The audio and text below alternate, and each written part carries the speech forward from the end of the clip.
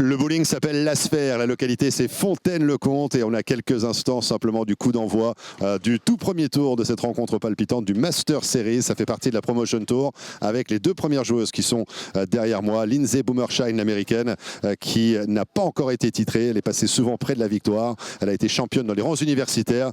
Clara Guerrero, qui représente la Colombie, qui a gagné partout dans le monde. Deuxième du Promotion Tour ici même dans la division féminine. Que sera-t-elle capable d'accomplir dans le Master Series? On pose la question. Ce sont elles qui vont nous apporter les réponses.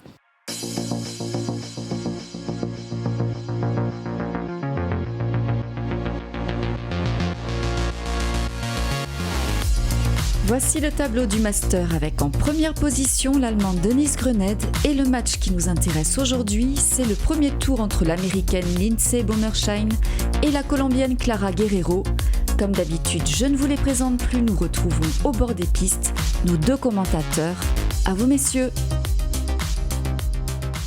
Mesdames et messieurs, le plaisir de vous retrouver une nouvelle fois ici du côté du bowling La Sphère à Fontaine-le-Comte, la 13e édition de la Bowling Promotion Tour, format Step Ladder. On commence à bien connaître évidemment. Cette fois-ci, on part du côté du Master Series et on prend les mêmes, on recommence, façon de parler. On va vous expliquer tout ça dans quelques instants puisque ce premier match, le match du premier tour, va opposer la Colombienne Clara Guerrero à l'Américaine Lindsay Boomershine qui est actuellement sur le point de libérer sa toute première boule. Le temps pour nous d'accueillir Bruno Bidon, ancien joueur de l'équipe de France, premier joueur français à avoir évolué en PBA. Bruno, bonjour, et on démarre avec un strike. Oui Marc, on est démarré vraiment très très fort. Merci de m'accueillir. Ici on est très heureux bien sûr de vous présenter du bowling de haut niveau, et là on a du très très haut niveau sur ce master entre Clara Guerrero, la joueuse professionnelle colombienne, et l'américaine Lindsay Boomershine, et c'est parti effectivement sur les chapeaux de roue avec un strike. Un strike du côté donc de Boomershine. Alors c'est un match retour d'une rencontre qu'on avait vécu précédemment du côté de la division femmes de ce Promotion Tour. Tout à l'heure, ça avait été effectivement Clara Guerrero qui avait gagné le match. Est-ce que Boomershine va pouvoir aller jusqu'au V de la victoire? Et elle démarre avec un strike également du côté de Clara Guerrero, la colombienne. On rend du tac au tac. Strike d'un côté, strike de l'autre. C'est vrai que c'est la revanche de la division féminine. Donc bon, Lindsay avait perdu. Est-ce que ça va se répéter deux fois? Ça, c'est possible, mais sur cette partie, peut-être qu'il va y avoir un changement parce que Clara a quand même fait 3 matchs supplémentaires. Donc est-ce qu'elle va être un petit peu émoussée? On va voir ça sur les prochaines frames.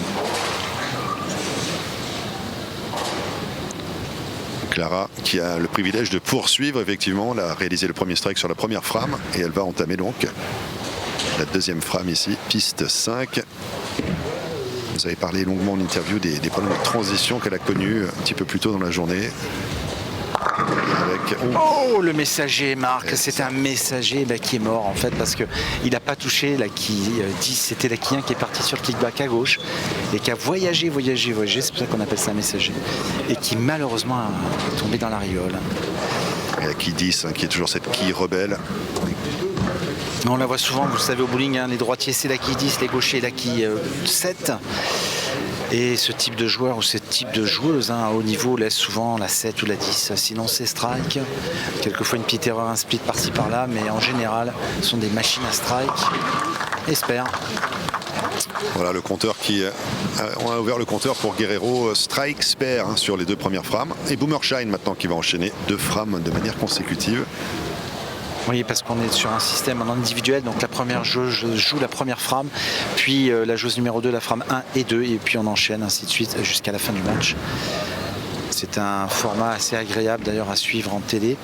Ça permet aussi de créer une dynamique pour le joueur qui joue en 2, puisqu'il finit le match.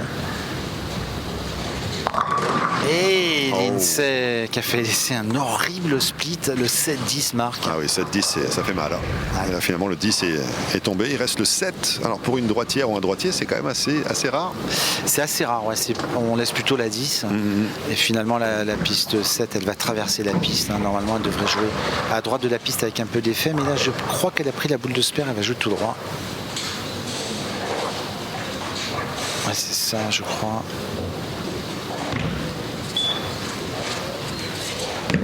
Tout droit, boule dure, regardez comme ça glisse, hop, espère. Spare obtenu, finalement on démarre de la même manière de part et d'autre, strike spare, strike spare. Par contre, Boomershine va pouvoir poursuivre, nous l'expliquions, puisque la première joueuse ne joue que la première frame, et là, 2 frames de manière consécutive. 30 partout. Alors l'originalité, entre autres, de ce tournoi Master Series, c'est qu'on a aussi, Bruno, bien, les hommes qui se mélangent aux femmes. Oui, c'est la particularité du Master, c'est mixte. Et les femmes, pour info, ont 8 quilles de bonus, 8 quilles d'handicap. On dit, moi je préfère dire 8 quilles de bonus par partie. Donc là, elles y sont pas, puisque ce sont 2 femmes qui jouent ensemble, on va pas leur mettre 8 quilles chacune. Mais dès qu'elles vont jouer contre un homme, elles auront 8 quilles d'handicap et ça peut avoir une incidence. On le verra certainement dans un avenir très très proche. Boomershine, voilà, qui retrouve le strike sur cette 3e frame. Elle a mis une belle boule, Lindsay. Assez tendue, une trajectoire assez tendue, Lindsay. Une boule qui tape bien dans les quilles, une bonne pin action, comme on dit en anglais. Bon brassage des quilles pour Lindsay. Et Clara, elle va devoir répondre, Marc, tout de suite. Il ne faut pas laisser partir la joueuse américaine. Il va falloir qu'elle fasse un strike également. C'est vrai qu'elle a enchaîné les matchs tout au long de la journée. Ça a été une longue journée au bureau pour Clara Guerrero. Elle a démarré de bonne heure par équipe. Elle poursuit en individuel division femmes et elle poursuit là encore dans le Master Series.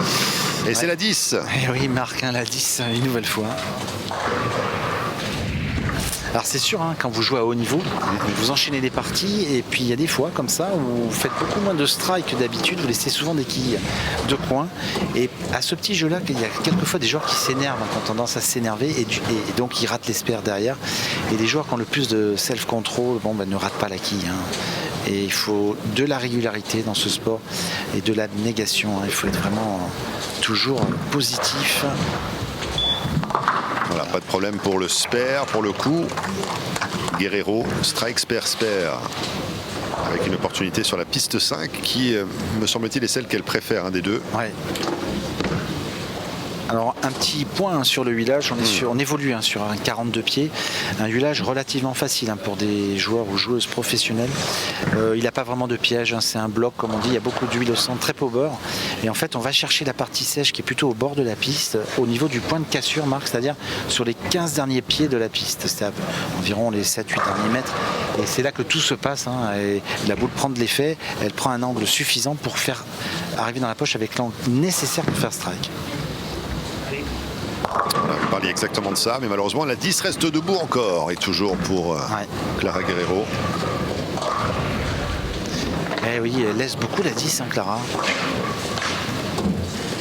Alors sur le premier round, en fait, le premier stage, la première étape, si vous voulez, à Dinan, elle a très très bien joué, ainsi qu'à Angers, elle a même mieux joué à Angers. Elle a eu un petit peu plus de mal ici à Poitiers pendant les qualifs. Et ça se vérifie un petit peu en finale télé, puisque malheureusement pour elle, elle a perdu la division féminine. Et là, elle est un petit peu moins bien partie que Lindsay. On le rappelle, Marc, on avait dit, mais Lindsay n'a jamais battu en finale télé Clara Guerrero. Alors est-ce que c'est la première fois que ça va arriver? On va voir. Ouais, c'est vrai que tout à l'heure elle était passée pas très loin, mais elle n'a pas pu aller jusqu'à la victoire. Très émue d'ailleurs, Lindsay Boomershine. Souvenez-vous de l'interview d'après-match, elle était presque au bord de l'effondrement, telle l'émotion était grande. Mais c'est vrai qu'à force de s'y atteler, forcément ça va finir par passer. À un moment donné, oui. Quand on s'accroche dans la vie, à un moment donné, les choses fonctionnent. Et Lindsay, c'est vraiment une chose qui s'accroche. Il a des bonnes qualités pour ça. Regardez ça. Doublé. Elle va continuer à engranger les points. Alors un petit mot sur peut-être les participants, puisque là on est dans une opposition entre celle qui est 9e et celle qui est 10e. Celle qui remporte ce match affrontera le Colombien Jaime González dans le 2e tour. Ah, j'adore quand vous le prononcez. Oui, le Colombien. Le 3e tour, Liz Johnson est à temps de pied ferme de connaître l'identité donc du vainqueur du 2e tour. Jaime González face au vainqueur de cette rencontre. Et un petit peu plus loin, on retrouvera le Français Gwendal Joliffe. Oui. On a un Français en lice dans ce Master Series. Vraiment, Gwendal, c'est la surprise du Master. Personne n'aurait parié une petite pièce, comme on dit, sur lui, mais il est bien là, il est 5e. Et je peux vous dire qu'on pourrait assister à vraiment une surprise. On va voir. On sera avec lui, ça c'est sûr. Tout le bowling sera derrière lui. Toujours la 10. Une nouvelle 10 encore. Et puis les meilleurs performeurs de ce Master Series du côté des qualifs, Dennis Grunheid qui termine en première position et Danielle McEwan, elle qui avait remporté justement l'épreuve féminine, est 2e des qualifs. C'est ça. Et une femme qui est 2e avec Une superbe performance. Ouais. Et surtout... la seule à avoir fait 300. Tout à fait. Alors non, il y a eu 2-300, mais malheureusement, notre Français, Kenny Bio, a fait 2-300 consécutifs en plus sur la première étape. Mais malheureusement, ça n'a pas suffi. C'est vrai. Il est 14e et il n'est pas dans le cut. C'est ça. Alors Lindsay, pas de souci, un petit spare.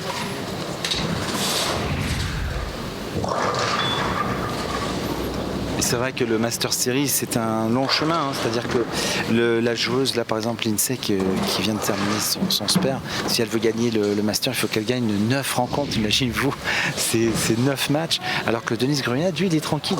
Soit il gagne d'un coup et c'est bon, soit s'il perd la première partie, il aura le droit à une belle, excusez-moi. Et donc il peut jouer son Master sur 2 parties. Ouais, c'est un avantage. Un sacré avantage pour... avec la tête de série numéro 1 aussi, Bruno. Eh oui. Ah, le strike. Superbe strike pour Guerrero. C'est un petit, oui, excusez. Oui, c'est un petit peu le travail, on va dire, effectué sur les 3 étapes, sur les 18 lignes de qualification qui payent. L'Allemand a été beaucoup plus régulier que ses opposants et c'est vrai que ça vaut le coup de se battre pour être en top seed, comme on dit, en première position. Et Daniel McEwen est quand même 2e, ainsi que le podium, c'est Jack Blythe qui complète. Et on a aussi le sympathique américain Matthew McNeil, qui est quand même solidement installé à 4e place. Donc je peux vous dire que les derniers matchs vont être quand même d'un niveau assez impressionnant. Assez élevé en effet. Ouais. C'est vrai qu'on notera du côté de Grunheid qu'il a une vraie longueur d'avance. Ouais. Autant autour des 230 en moyenne, on a McEwan, Blythe, McNeil et Joliffe même, alors que Grunheid est à 238. C'est énorme. Plus de moyenne, hein. C'est colossal. Ouais, c'est énorme. Allez, Guerrero pour aller chercher. Aïe, c'est la 7. Et une nouvelle quille marque une nouvelle quille sur le pin deck. Donc elle a réglé le problème du 10, mais par contre ça s'est un petit peu transféré vers le 7. Mais bon, Clara est une joueuse qui est une métronome, elle ne s'énerve pas. D'ailleurs je l'ai vue pendant les qualifs, elle n'était pas très bien, elle a vraiment enchaîné, elle a fait beaucoup de spares en fait, ce qui lui a permis de rester dedans parce qu'elle est vraiment qualifiée in extremis, elle est 9e et elle aurait craqué mentalement, elle ne serait même pas dedans.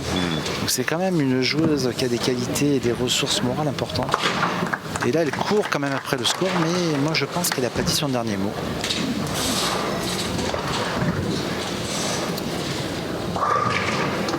C'est un match à 2 quilles. Ah non, 10 quilles.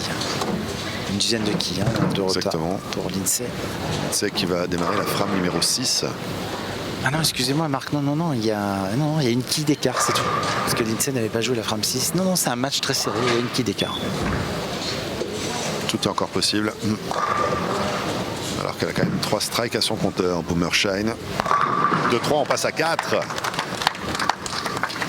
Évidemment, l'important c'est de les faire de manière consécutive. Et pourquoi pas d'essayer d'en faire un, surtout sur la 9e frame, Bruno. Et tout à fait, la Foundation frame, Marc, la frame qui constitue vraiment la victoire. Car on peut tripler à la 10, vous le savez, et strike à la 9 plus tripler à la 10, ça vous fait 60 points possibles. C'est beaucoup, 60 points à fin de match comme ça. Ça peut faire la différence en effet. Alors frame 7, Lindsay a besoin de striker. Là, il lui faut se doubler. Et elle a du mal aussi, à l'image de Clara Guerrero, de doubler. Alors je vous dis, les pistes, on est un petit peu en fin de journée avec le huilage qui transfère un peu. Ça finit moins bien qu'en début de matinée, si vous voulez.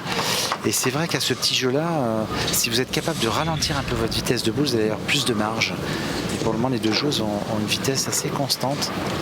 La Lindsay un petit peu baissée, elle est quasiment à 24 km/h et ça fait strike. Vous avez vu Clara, en ce qui concerne les vitesses enregistrées également, tout à l'heure on avait cette problématique lorsqu'on avait des matchs de la division féminine, elle démarrait à 27-28 km/h, puis elle a réduit à 23-24. Là il semblerait qu'elle ait réintensifié un petit peu l'engagement à 27. Et pour le moment ça paye pas, parce qu'elle a fait que 2 strikes, elle a fait beaucoup de 9.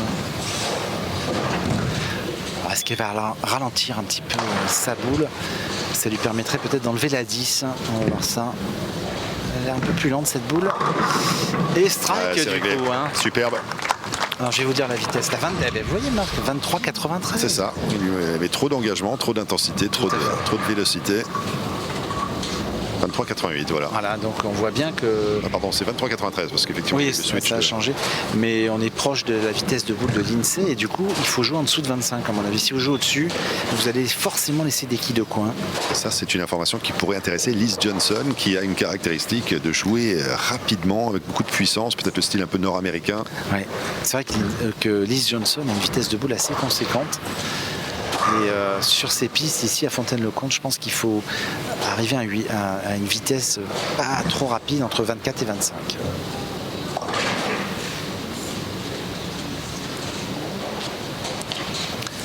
Fram 8.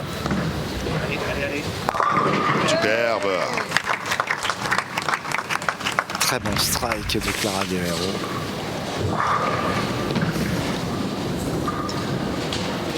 Et doublé, hein.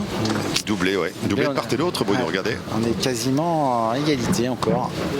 Avec une frame de moins pour Bummershine pour l'instant, qui elle aussi va essayer de continuer de surfer la vague. Lorsqu'on peut passer à la prochaine liane, la liane X, pour attraper une autre liane X. Tout à fait. Triplé.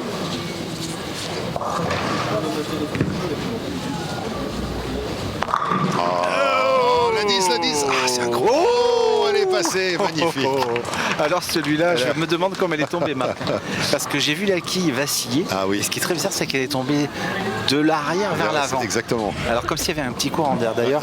C'est vrai, comme si tout le monde soufflait en même temps du côté du public. Je pense que l'arbitre a vu qu'il va falloir recycler, car le strike est valable bien sûr, mais il est tombé assez tard et la machine a requillé, n'a pas compris. Ah oui. Elle n'a pas compris ce qui s'est passé. C'est vrai. On ne peut pas en vouloir à la machine. Ah non. Elle est programmée pour ça. Ah, tout à fait. Et nous, elle nous a vraiment surpris, l'INSEE. Mais vous avez vu l'INSEE, elle bronche pas, elle n'a pas fait un gros sourire. C'est vrai. Celui-là, elle a l'air détendue quand même. Un petit peu plus, elle attend le moment. Ça y est, le X a été intégré sur le triple tableau. X, ça y est, Marc. On y est. On y est. Et voilà le petit re-rack sur la piste 6. Sur la piste 6, ouais. Et on va pouvoir repartir sur la frame 9. On arrive en fin de match, Marc. Et une nouvelle fois, un match très intéressant parce que là, je ne peux pas vous dire qui va gagner encore. Ah, alors là, écoutez, si on a la frame 9 et que Bruno Bidon je peux pas vous nous donner son favori, son pronostic. Ah, c'est très serré en fait. Là, je veux dire, il faut enregistrer cette émission et la regarder plusieurs fois parce que d'habitude, Bruno, dès la troisième frame, vous avez déjà l'identité du vainqueur. Mais là, je ne peux pas vous dire. Bon, écoutez, on n'a plus qu'à regarder le spectacle. Il ne faut pas qu'elle craque mentalement. l'INSEE, elle a le match en main. Est-ce qu'elle va continuer sa série?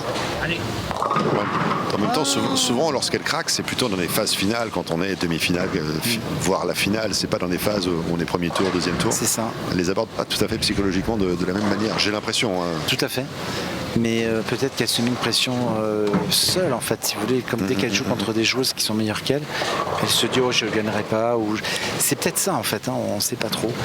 Mais là, elle n'a pas fait ce quadruplé qui aurait pu lui permettre vraiment de se détacher. Et vous allez voir, par contre, à mon avis, Clara va pas s'empêcher à faire le triplé. Hein. Ça, c'est sûr qu'elle va y aller. Elle va revenir dans le match. Allez, le spare verrouillé, mais qui malheureusement met fin à sa belle séquence. Tout à fait. On va faire un petit point score pour l'INSEE. Alors, l'INSEE... 198. Ouais, ça lui fait 238 à fond, score max. Et malheureusement pour elle, Clara Guerrero, 168, 228. Alors c'est encore jouable hein, pour l'INSEE, il n'y a pas de problème. Match relativement serré, Marc. La Foundation Frame pour Clara Guerrero. Oh là oui, là, alors ça c'est ce qu'on appelle une belle fondation. Elle fait le triplé en plus, hein, Clara Guerrero. Ouais, ça va être plus dur. Et elle va terminer le match. Et vous voyez, c'est ça l'aspect mental. C'est-à-dire qu'elle va, si elle met la pression à la joueuse américaine, elle met triplé, elle termine à 228, et bien l'américaine a la pression parce qu'il lui faut 2 strikes une nouvelle fois. C'est le même scénario que lors du match des individuelles femmes. C'est quand même fou. Bon, encore faut-il que Clara double.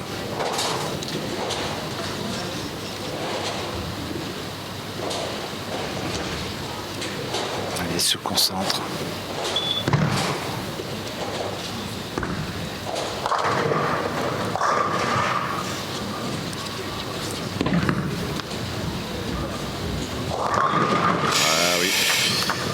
Et une nouvelle 10. retrouver le 10. Donc là, bien, le score max descend au fur et à mesure. Donc 216 maintenant. 216, ça veut dire qu'en fait, l'INSEE a besoin simplement d'un spare maintenant pour gagner. Elle est en position beaucoup plus confortable que tout à l'heure.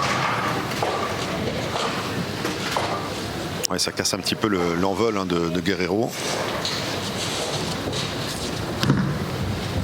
Le spare. Voilà, pas de problème. Le spare est obtenu. Et une 10e frame. La dernière boule de Clara Guerrero pour terminer à 217. Et l'américaine aurait besoin uniquement d'un spare, ce que je vous disais, parce qu'avec un spare, quelle que soit la combinaison, enfin, il ne faut pas faire un ou deux, bien sûr, après le 9 spare, mais avec un petit 8 ou un 9 spare, ça va être bon, parce qu'elle va terminer à plus de 220. Et donc, l'INSEE battrait Clara Guerrero, ça y est. Ah, écoutez, Donc quoi ? il aura fallu attendre Fontaine-le-Comte pour y parvenir, peut-être. Tout le mal qu'on peut lui souhaiter. On va voir ce que Guerrero va être en capacité de faire sur sa dernière boule. Oui, il reste toujours le 10. Le 10 une nouvelle fois. 216. Donc le contrat de l'américaine est assez simple. 216, le score final ici. Clara Guerrero.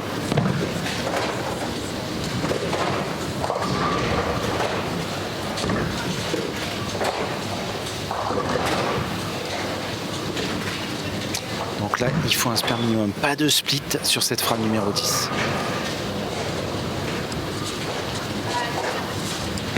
C'est parti, la boule est bien partie. Et strike. Oh, le strike. Ça y est, c'est fait, l'INSEE. Le moment où il lui fallait ce strike. Ah ouais, et alors c'est bizarre, j'ai l'impression qu'elle a compris, mais... Ouais, elle a compris, elle est un peu gênée d'avoir battu Clara, c'est très étrange comme réaction. En tout cas, elle est très dans la retenue. C'est vrai qu'elle a peut-être tant attendu ce moment, Bruno. Il a fallu tant de temps pour y parvenir. Elle se dit c'est pas possible, je suis passé du rêve à la réalité, de la théorie à la pratique. C'est chose faite désormais. Ah oui, de toute façon, vous lui poserez la question, mais sauf erreur de ma part, elle n'a jamais battu Clara Guerrero en finale télé. Sur les parties qualificatives, c'est déjà arrivé. Bien sûr. En finale télé, je crois que c'est jamais arrivé. Et ça serait une première pour elle.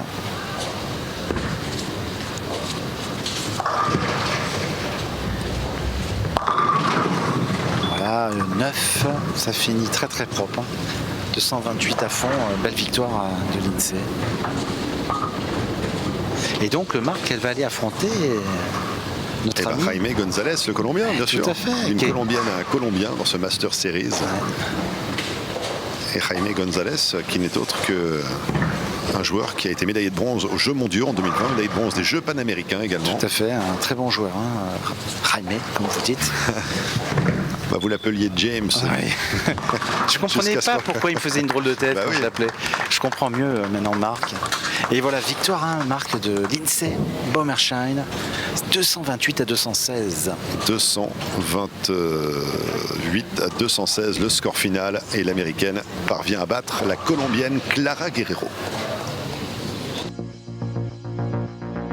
Les stats de ce match: pour les strikes, 7 contre 5 pour Bommersheim, pour le spare, 5 contre 4 pour Guerrero, pas d'open de part et d'autre, score final 228 à 216. L'américaine l'INSEE Bommersheim continue sa route face à Jaime González. Restez bien avec nous, à suivre l'interview de Clara Guerrero. Le premier tour s'est terminé pour cette Master Series. L'américaine l'INSEE Bommersheim qui a battu Clara Guerrero. On va prendre la température avec la colombienne. Clara, it is all over now. The Master Series, so close, but it came down to a couple balls. Some problems as well with the 10, the 7, the 10, the 7. We saw that all throughout the match. Yes, definitely. I had some issues carrying the 10 pin. I did make a change with ball and balls. I went from the physics to the dark code. It looked like it was much better. I got a turkey out of that, but I needed to strike in the 10 to put some pressure in Lindsay, and I didn't get that strike. I had some issues with the approaches. I couldn't use my legs as much as I wanted to get a little bit more leverage and throw better shots, but it wasn't for me today. Voilà, alors Clara nous explique le process qu'elle a travaillé, qu'elle a essayé de faire pour essayer de mettre en place pour essayer de régler ses problèmes de 10 et de 7, tantôt le 10, tantôt le 7. Elle nous explique toute la routine qui était la sienne. Clara, earlier in the day, obviously we saw you reduce your speed, if you will. You were shooting at 27 kilometers per hour, then you moved down to 23, 24. But in this matchup, you kind of moved up again, back to 26, 27. Was it hard for you to go back down to 23, 24? Could you not find that sweet spot this time around? Yeah, so actually the condition was fresh now again, so I wanted to go a little bit straighter, a little bit farther right, not to hook the ball as much, and for that I just needed to keep my speed a little bit higher so I could stay a little bit firmer, and that was at least my strategy. It didn't work out as good. As I moved left, then I needed to slow down a little bit to get the ball to recover, but this time around I just wanted to go a little bit straighter, a little bit firmer to have a better chance to beat Lindsay, that I know is a great player. So I was close. I was just like one shot away. I made the changes that I needed to do. I was confident, but didn't strike when I needed to. Voilà, Clara nous explique toute la procédure évidemment, parce qu'on l'avait vu tout à l'heure lors des rencontres de la division féminine, passer d'une vitesse de 27 km/h environ à 23-24. Elle trouvait la zone du strike. Là, c'est le même type de réalisation qu'elle a essayé d'apporter cet après-midi, le même type de modification et de changement. Elle n'a pas réussi à régler ce problème de 7 et de 10. Elle a essayé plutôt de choisir une ligne plus directe pour essayer de mettre Lindsay en difficulté. Elle n'a pas réussi à le faire cette fois-ci, mais en tout cas, elle va nous quitter après une deuxième place du côté de la division féminine. Thank you so much, Clara. Second place earlier on in the women's division, eliminated here in round 1 for the Masters Series. We saw you also this morning. It's been a long day at the office. Thank you so much.